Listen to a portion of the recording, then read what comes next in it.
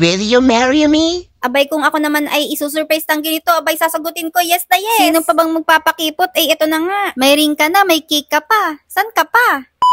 Hoy, grabe na sa kilig to. Nung kailan printed lang yung Will You Marry Me. Pero ngayon may tunay ng singsing. Sabi ko sa inyo, ang dami na talagang umu-order ng burn away cake. Kaya ano pang hinihintay nyo? Umorder na rin kayo. Yung customer nga natin ng cake na to ay taga Batangas pa. Pero dahil sa Los Baños gaganapin yung occasions, kaya nakipag-meet na lang si customer sa pinakamalapit na area. Kaya nag-meet kami sa SM Calamba kasi pinapalagay ni customer yung ring sa loob ng cake. So ito na nga, gagawa na nga tayo ng cake. Katulad nung pinakita ko sa previous video ko na burn away cake, ito rin ay round cake na gagawin nating heart shape. Naglinya na nga ako dyan para hindi ako malito. Medyo struggle pa rin kasi mahirap talagang mag-cut sa cake, lalo na kung tall cake, pero mas mahirap sa part na magpapakinis na. Mahirap din kasi magpakinis ng heart shape kasi may mga corner. Pero carry lang, mahabang pasensya lang talaga. Ang flavor pala ng cake ay vanilla chiffon, then yung icing natin ay vanilla whipping cream. Yung size ng cake ay 6x6, then yung cake board ay 10 inches round. Since red yung magiging base ng cake, yung top ng cake ginawa kong white base. Para kapag nilagay ko na yung non-edible printable toppers, hindi mag-fade yung red icing. Bali, 2 beses ako magko-cover ng icing sa cake. Una ay yung light red yung i-apply ko, then yung sumunod ay yung dark red icing na. Pero small amount lang ng dark red icing yung ilalagay ko sa cake. Ang purpose is para lang makover ng dark red yung kabuuan ng cake. Mahirap kasi mapagamit na maraming food color. Iniiwasan kasi namin na pumait yung lasa ng icing. Yung inspiration pala ng design ng cake ay made of fondant. Pero ginawa natin sa icing base since yun yung order ni customer. Ito pala yung sample design na pinaggayahan.